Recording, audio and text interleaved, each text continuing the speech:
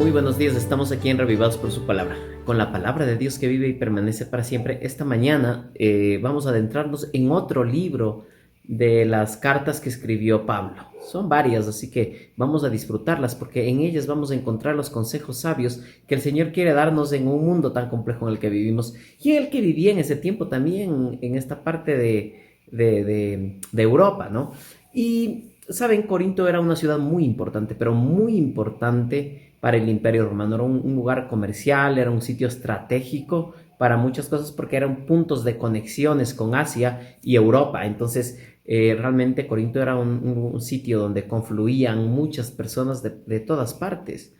Y es allí donde Pablo formó una iglesia. 1 año y medio estuvo él formando una iglesia que esté fortalecida con discípulos que fueran formados para esta tarea, fortalecer una iglesia que crecía en un sitio moderno, en un sitio de confluencia de culturas, confluencia del arte, económicamente también de posiciones importantes, y es ahí donde se fundamenta esta iglesia y donde Pablo decide escribirles unas cartas porque tenía alguna intención. Uno de los problemas más graves que tenía esta iglesia es que comenzó a desunirse. La desunión se hizo presente porque muchos de ellos decían, bueno, yo fui adoctrinado por Pedro, porque Pedro también estuvo ahí ayudando a formar la iglesia. Otros decían, yo fui adoctrinado por Apolos y otro por Pablo, y se peleaban, que prácticamente la iglesia estaba a punto de dividirse, los que seguían a Pablo, los que seguían a Pedro, los que seguían a Apolos, y es ahí donde Pablo le dice, bueno, su conversación es ridícula, no tiene ningún sentido, porque el que murió por ustedes no fue ni Pablo,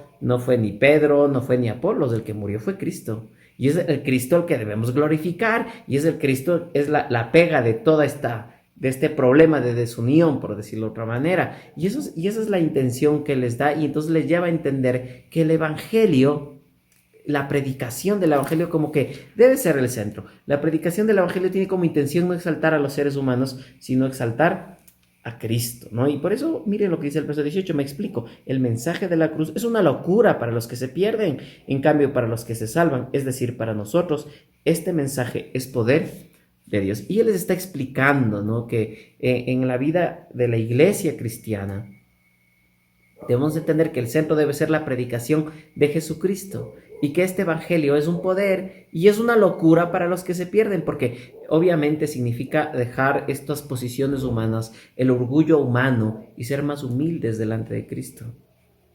Y es aprender a vivir en dependencia de los principios que nos da la palabra y no los principios que nos da este mundo. Y por lo tanto, al vivir de acuerdo a los principios de la palabra, obviamente, estos contradicen los del mundo y esto puede volverse una locura, ¿no? Y en ese tiempo ya parecía que esto se vivía en el tiempo de Pablo, ¿no? Y él les dice, a ver, ustedes no se pueden concentrar en estar peleando por estas situaciones tan ridículas, ¿no? Deben concentrarse en la predicación, porque esta predicación es para salvación y vida eterna. Y también les explica que todos los que han recibido el llamado de Dios han recibido el llamado porque Él es el que hace el llamado, Él es el que invita a los demás e invita a personas que generalmente no tienen tanta cultura o tanto conocimiento, porque la sabiduría de Dios es una cosa más valiosa que la sabiduría de este mundo, ¿no? Dice verso 27, pero Dios escogió lo insensato del mundo para avergonzar a los sabios y escogió lo débil del mundo para avergonzar a los poderosos.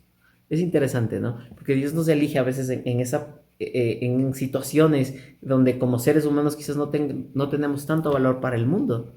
Pero Él dice, no te preocupes, yo elegí porque yo quiero avergonzar a los sabios de este mundo para hacer valioso el Evangelio, porque en Él podemos ser exaltados, porque Él es el centro de nuestra existencia.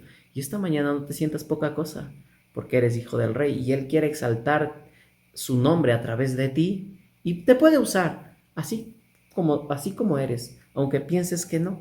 Vamos a orar. Querido Dios, gracias porque es verdad, Padre, tú elegiste lo insensato, lo pequeño de este mundo, y así somos, pequeños, Señor, delante de ti, pero, oh Dios, tú quieres exaltar tu nombre en nuestras vidas. Permite, oh Dios, que vayamos hacia la unidad que tú quieres, que siempre nos fijemos, oh Dios, en que somos pequeños delante de un Dios tan grande, pero tú, oh Dios, nos fortaleces para predicar este mensaje, oh Dios, esta locura para el mundo, Señor, de seguirte a ti, de encontrar paz en medio de tanta dificultad, del Dios poderoso en el que creemos y que nos sostiene en el momento difícil. Acompáñanos esta jornada de actividades en el nombre bendito de Jesús. Amén. Que tengas un buen día.